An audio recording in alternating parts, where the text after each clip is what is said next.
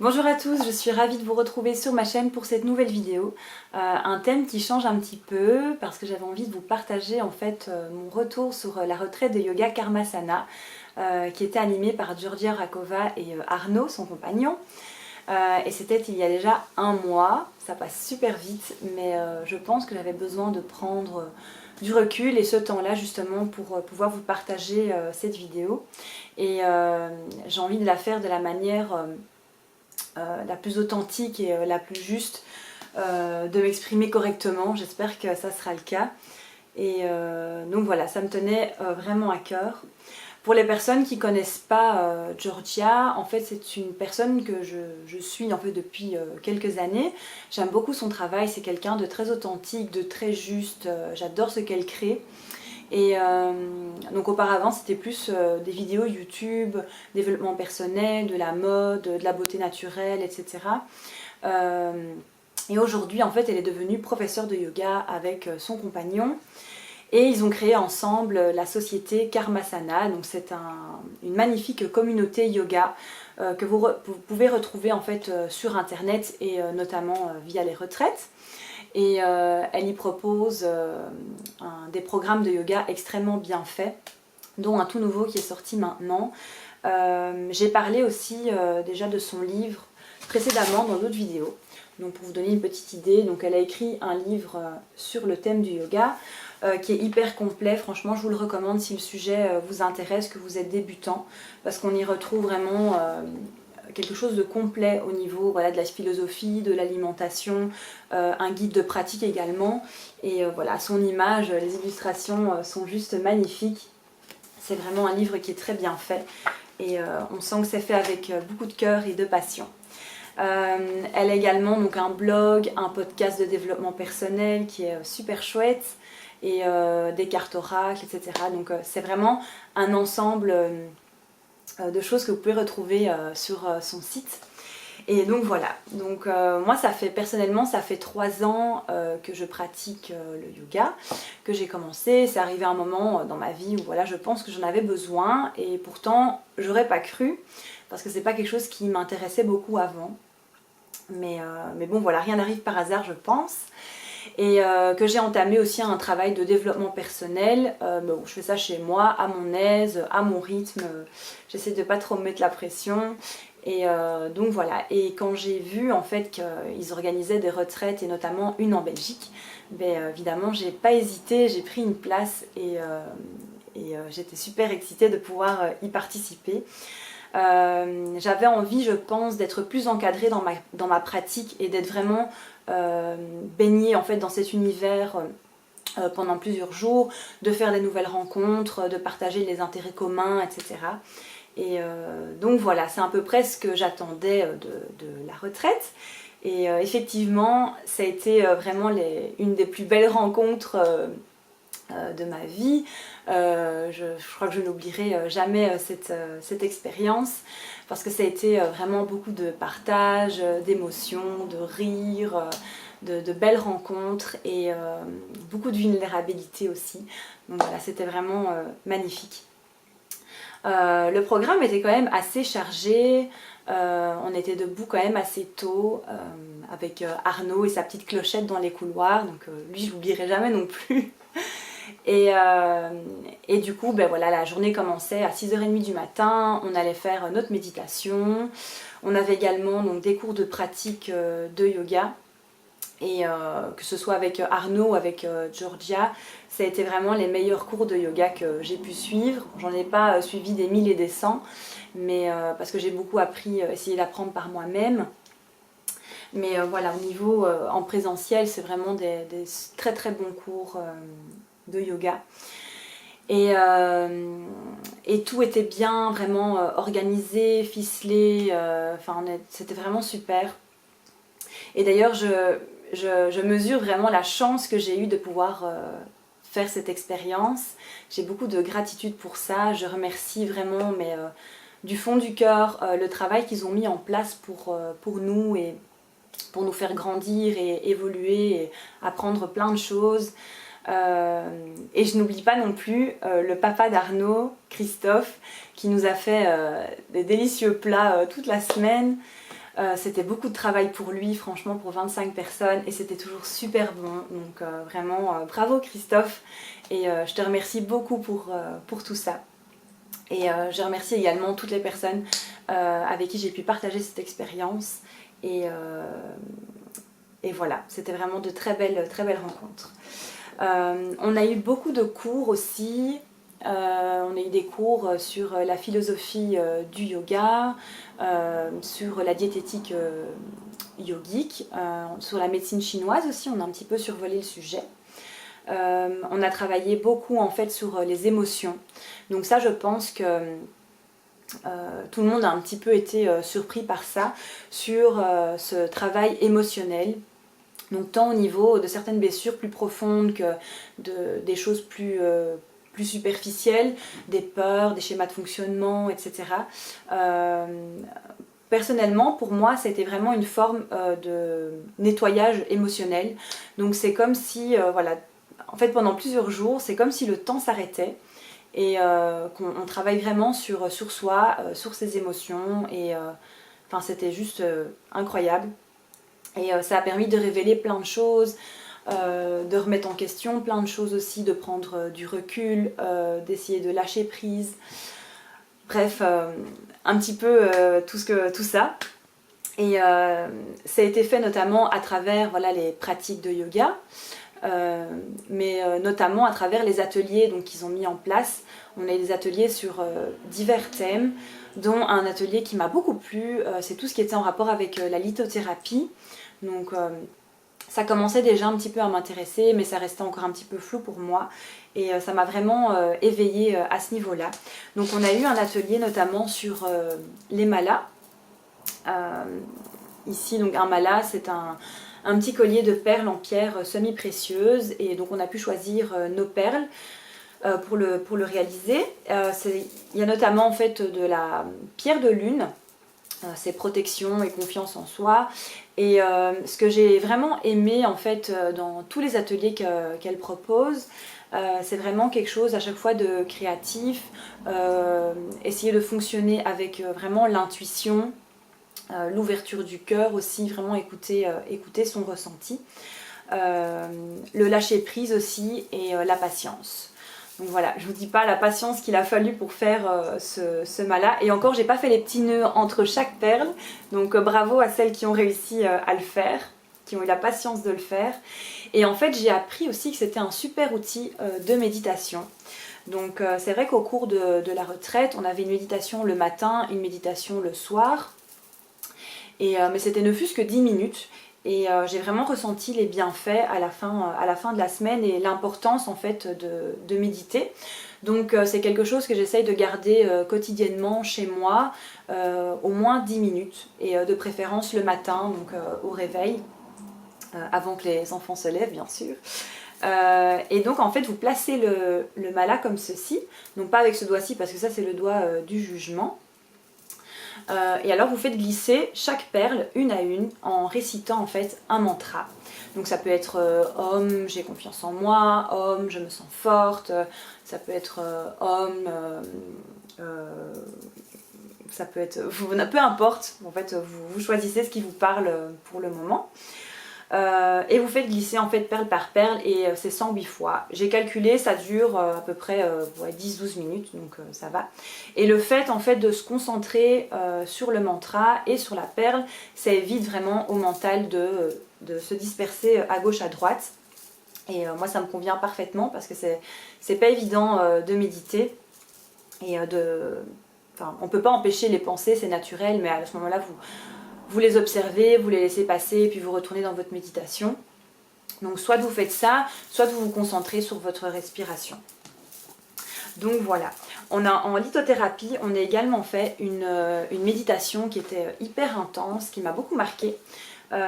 C'était donc une méditation guidée par Georgia. Et c'était vraiment pour relancer, en fait, réaligner au niveau énergétique, au niveau des chakras dans le corps, pour les rééquilibrer. Et donc du coup,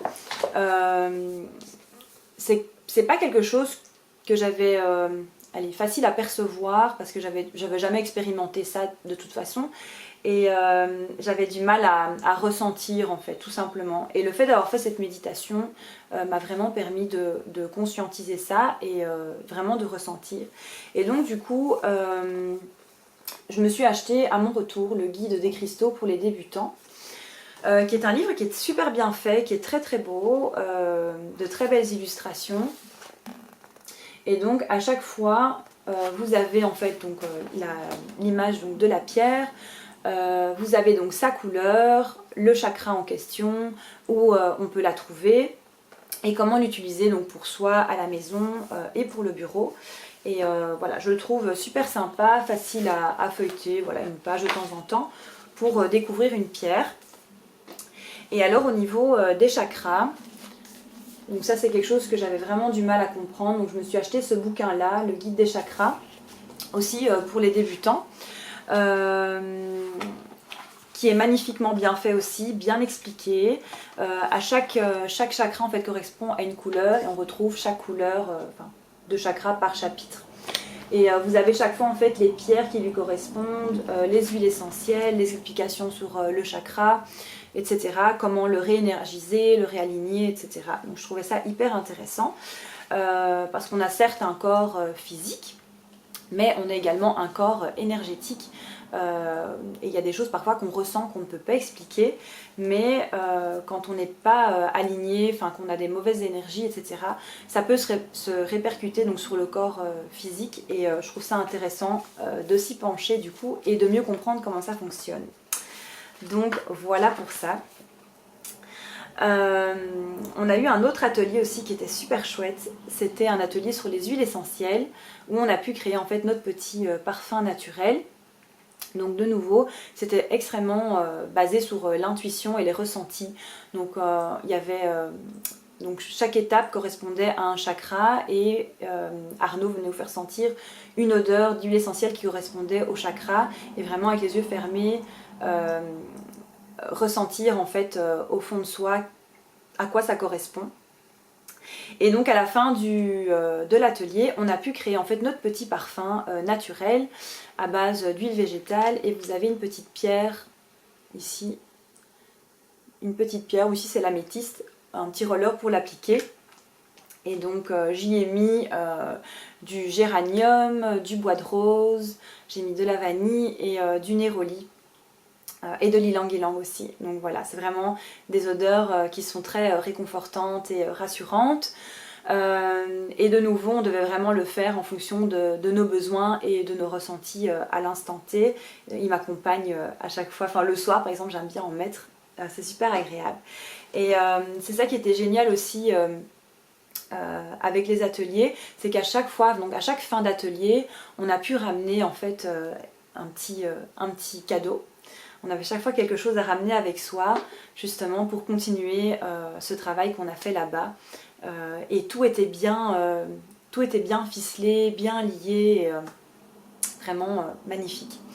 Donc on avait aussi 2 pratiques de yoga par jour. Et j'ai découvert aussi le hip-hop yoga. C'était juste génial. Vraiment c'est une sorte de yoga vinyasa mais avec de la musique hip-hop. C'était juste super chouette. Ça j'ai adoré. Et donc voilà, on sent vraiment que ce travail est fait avec amour, avec passion et vraiment dans l'intention de l'aide à l'autre. Parce qu'on a vraiment pu en fait partager chacun à notre tour, enfin certains moments avec eux pour discuter en fait sur quoi on aimerait bien travailler, nos petits soucis, etc. Ce qui va bien aussi, hein, il n'y a pas que des choses qui ne vont pas. Et on a vraiment... personnellement, pour vous expliquer un petit peu, donc au niveau du yoga, je sais qu'on travaille notamment sur les émotions, et c'est vrai que dans une pratique de yoga, à un moment donné, il y avait une musique et une posture d'ouverture de hanche, et ça c'est puissant au niveau des émotions. Et voilà, la musique m'a rappelé quelque chose et les larmes sont montées, etc. J'ai été la trouver par la suite et elle a vraiment su trouver les mots pour avoir un déclic, pour laisser ça derrière moi, et je la remercierai jamais assez pour ça. Et également avec Arnaud, j'ai eu l'occasion de discuter avec lui, et tous les deux ils sont vraiment de très bons conseils et d'une grande sagesse. Franchement, Ils ont appris tellement de choses à travers leurs expériences, leurs voyages, etc., leur formation, qu'ils les retransmettent vraiment de manière tellement juste et hyper efficace aussi, parce qu'on est tous repartis beaucoup plus légers, je pense. On a su faire le tri dans plein de choses et ça a été super, super bénéfique. Et donc voilà, c'est vraiment dans cette intention de l'aide à l'autre. Et je pense que l'intention avec laquelle vous faites les choses détermine beaucoup de choses dans votre vie. C'est à ce moment-là qu'on est juste et qu'on est aligné, quand on a vraiment, quand on connaît l'intention de pourquoi on fait les choses. Donc ça peut être l'intention de l'aide à l'autre, est-ce que vous le faites pour être aligné avec ce que dit la société, est-ce que vous le faites pour vos parents, pour vos amis, etc. Donc je pense qu'à partir du moment où vous savez pourquoi vous faites les choses, tout devient plus fluide en fait. Donc voilà. On a pas mal travaillé aussi au niveau du lâcher prise. Donc c'est le fait aussi de se dire qu'on fait de son mieux et que le résultat après ne dépend plus de nous en fait. Donc dites-vous que vous faites de votre mieux et après la vie se chargera du reste. Et voilà, c'est important de travailler là-dessus aussi, sinon quand on ne lâche pas prise en fait, on est tout le temps dans des ruminations aussi mentales et on a tendance vraiment à se flageller, à se raconter vraiment du bullshit dans la tête et ça peut nous bloquer dans tellement plein de choses quand on se raconte des choses qui ne sont pas justes en fait. Donc voilà, c'est important de pouvoir lâcher prise, de dire qu'on fait de son mieux. Il y a aussi tout un travail d'acceptation, donc l'acceptation de soi, s'accepter tel que l'on est, avec nos parts d'ombre, nos parts de lumière, parce que de toute façon on ne fait qu'un, et l'un ne va pas sans l'autre. Et moi c'est à partir du moment où j'ai su commencer à accepter certaines parts de moi-même que vraiment je détestais et qui prenait trop de place parce que justement à force de résister ça persiste et voilà, c'est important de pouvoir accepter et de comprendre que on est fait d'ombre et de lumière et que l'une ne va pas sans l'autre et après tout devient vraiment beaucoup plus fluide. Mais aussi l'acceptation de ce qui est, de ce qui peut nous arriver, même si parfois c'est très injuste ou très dur à vivre à travers une maladie, un deuil, etc. Voilà, il y a des choses qui sont compliquées, mais c'est important d'être dans cette acceptation justement pour pouvoir faire de la place à quelque chose de nouveau et de positif. Parce que si on est toujours dans cet état vraiment de victime, à ressasser le passé, à se poser toujours la question pourquoi moi, pourquoi comme ça, pourquoi maintenant, etc. Alors je pense que c'est légitime de se les poser, c'est humain de se les poser à un moment donné, mais il y a un moment où il faut lâcher prise et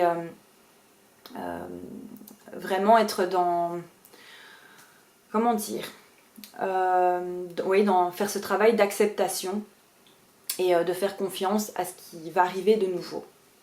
Donc ça c'est très important. Et s'autoriser à être vulnérable aussi. Donc ça c'est ce qu'on a beaucoup pratiqué là-bas. D'être vraiment dans la vulnérabilité et dans l'ouverture du cœur, pardon. Être vulnérable en fait c'est le fait d'être vraiment soi-même. Et c'est à ce moment-là en fait qu'on peut être prêt à recevoir vraiment ce que l'autre a à nous apporter. Donc je pense que ça c'est très important aussi de s'autoriser à être vulnérable et de vivre ses émotions. De pas les refouler. Si une émotion est là, c'est une énergie qui circule, il faut la laisser passer, qu'elle soit agréable ou désagréable. Et je pense que c'est aussi à travers certaines émotions désagréables qu'on peut ressortir plus fort et plus positif également. Je pense qu'il y a des étapes désagréables voilà, à passer, à accepter pour aller vers un renouveau. Donc voilà. J'espère que c'est clair tout ce que je vous raconte là. Parce que j'ai l'impression d'un petit peu cafouiller par moment. Ce que j'en ressort aussi, j'ai envie d'avoir plus confiance en moi, de lâcher prise sur mes peurs en fait et de me dire que voilà, de toute façon, j'ai peur de quelque chose, je vais le faire, au pire, qu'est-ce qui peut m'arriver? Donc j'ai envie d'être plus à l'écoute. C'est important d'être à l'écoute de ses besoins aussi. Là, je vais vous donner un exemple, par exemple, en tant que maman, peut-être que d'autres mamans comprendront. Il faut savoir qu'on est des personnes à part entière aussi, on a aussi des besoins. Et c'est important de s'accorder du moment, pour un peu de moment à soi. Moi par exemple j'ai vraiment pris conscience que le fait de partir seule, être au calme, en pleine nature ou juste voilà, une balade ou lire un livre, mais vraiment seule, au calme, de me retrouver seule, ça me fait énormément de bien en fait. Parce qu'on se rend plus compte à quel point, pardon, à quel point en fait on est sollicité de toutes parts, que ce soit voilà, la télé, le téléphone, bon, ça peut être voilà, les enfants, la vie de famille, même si c'est super chouette, il y a des moments où on a besoin de souffler. Voilà, on est tout le temps en fait occupé, tout le temps occupé à réfléchir, etc. Qu'on ne laisse plus en fait la place à sa créativité et à son intuition. Et je pense que c'est important de se réserver des moments au calme, seul, pour justement pouvoir réactiver ça. Et depuis que je le fais, donc depuis mon retour de la retraite, j'essaye vraiment de me réserver, même si c'est pas beaucoup de temps, même ne fût-ce qu'une demi-heure, j'essaye de faire ça. Et c'est super bénéfique en fait, parce qu'après je me sens beaucoup plus disponible et j'ai plus d'énergie en fait à retransmettre. Donc voilà, les mamans, n'hésitez pas à prendre un peu de temps pour vous, ça fait beaucoup de bien et ça sera que bénéfique pour votre entourage, pour votre famille, etc. Ce qui m'a aidé aussi, c'est de faire la liste, ce qui pourrait vous aider également, c'est de faire la liste aussi de ce qui vous prend de l'énergie et ce qui vous en donne. Donc parfois on a beaucoup plus de choses qui vous prennent de l'énergie que ce qui vous en donne, et là inconsciemment en fait on finit par s'épuiser. Et le fait en fait de faire cette liste, ça permet un petit peu de rééquilibrer la balance et de se dire ah mais tiens, je vais me réorganiser et faire un peu plus de ça pour équilibrer ça, etc. Donc ça peut être intéressant je pense de faire cette liste là. Et j'ai appris aussi à me reconnecter plus vraiment au moment présent. Ça c'est très important aussi, d'être moins en contact avec le téléphone, parce qu'on avait très peu d'accès en fait finalement au téléphone. Et depuis que je suis rentrée, j'essaie vraiment de le laisser un peu plus de côté, de le mettre parfois en mode avion, et d'être vraiment plus dans le moment présent, parce que ça aussi ça vous bouffe une énergie pas possible. Et même des fois le matin, ben, vous êtes par exemple dans une bonne énergie et puis vous allez allumer la télé ou voilà, regarder quelque chose sur votre téléphone et ça va vous pincer, ça va un petit peu bousiller votre énergie et du coup vous allez être dans de moins bonnes ondes en fait. Donc je pense que le fait de s'éloigner un petit peu aussi de tout ça, ça fait beaucoup de bien. Qu'est-ce que je voulais dire encore, d'être dans la gratitude aussi, être vraiment dans la gratitude de tout ce qu'on a, faire la liste de toutes les choses positives qu'on a autour de nous. Et au fur et à mesure, ça prendra beaucoup plus de place. Et donc voilà, être à l'écoute de son corps aussi. Voilà, s'il y a des jours où on est un peu plus fatigué, s'autoriser à se reposer, à en faire un petit peu moins, pourquoi pas. Voilà, être plus douce avec soi-même, se faire confiance, et ne pas, comment dire, se respecter plus aussi dans sa manière de penser, les choses qu'on peut penser de nous-mêmes, parce qu'elles sont injustifiées au final. Donc voilà. Qu'est-ce que je voulais vous dire d'autre? J'ai mes petites notes pour pas oublier. Ah oui, alors, vous dire aussi que on a le choix. On a le choix de prendre le temps pour faire certaines choses. Alors c'est vrai que des fois on se dit j'ai pas le temps, etc. Mais je me dis que finalement, on a le temps. Il y a des choses qu'on ne sait pas choisir, mais il y a des choses qu'on peut choisir. Donc par exemple, vous avez un moment pour vous, ben, est-ce que vous allez passer une demi-heure devant un écran, et croyez-moi que ça passe super vite une demi-heure devant un écran, ou alors vous allez vous promener, vous balader, respirer un coup, etc. Donc vous avez le choix en fait de faire certaines choses. Aussi apprendre à pardonner et à se pardonner. Ça c'est quelque chose que j'ai un petit peu travaillé là-bas aussi. Donc des choses que j'avais voilà, difficiles à me pardonner, et ça me freinait en fait dans certaines évolutions pour moi. Et en fait, si vous voulez, le fait de se retrouver là-bas pendant plusieurs jours, de partager tellement de choses avec d'autres personnes, c'était vraiment un coup d'accélérateur en fait au développement personnel. Et c'est comme un processus en fait, si vous voulez, de guérison émotionnelle. Et on a reçu vraiment tous les outils là-bas pour pouvoir évoluer de manière hyper positive. Et donc voilà. C'est à peu près tout ce que je voulais, tout ce dont je voulais vous parler. J'espère que ça vous a parlé autant que moi. Je regarde si j'ai rien oublié d'autre. Oui, d'apprendre aussi à faire une chose à la fois, ça c'est hyper important. Donc moi j'ai des idées parfois qui partent mais vraiment dans tous les sens, et j'ai envie de faire plein de choses, d'apprendre plein de choses, et au final je m'embrouille et je fais du surplace ou je recule. Donc j'essaye de faire vraiment maintenant une chose à la fois, et je remarque que ça avance un peu plus vite. Donc essayez de ne pas tout faire à la fois. Et ce que j'ai envie de mettre en place aussi, c'est déjà le premier code de yoga qui est Ahimsa. Donc ça c'est le code de non-violence envers soi, envers les autres, le respect envers soi, envers les autres, etc. Et je pense que si déjà tout le monde pouvait arriver à faire ça, je crois que on serait sauvé en fait. Ça serait quand même vachement bien. Et vraiment, d'avoir vécu ça, je pense que d'être dans une communauté de bienveillance, de partage, de pas tout le temps être dans le jugement. Et c'est humain de juger, c'est normal, mais il y a une manière de le faire aussi, et il y a des critiques qui sont constructives et d'autres pas. Donc voilà, le fait d'être dans cet amour, dans ce partage, dans l'ouverture du cœur, c'est possible en fait. Là j'ai découvert que vraiment c'est possible.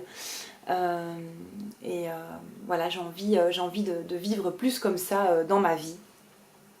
Et donc voilà, énorme gratitude pour cette expérience. Merci de tout mon cœur encore à vous, à tout le monde, à Georgia, Arnaud et tout le monde.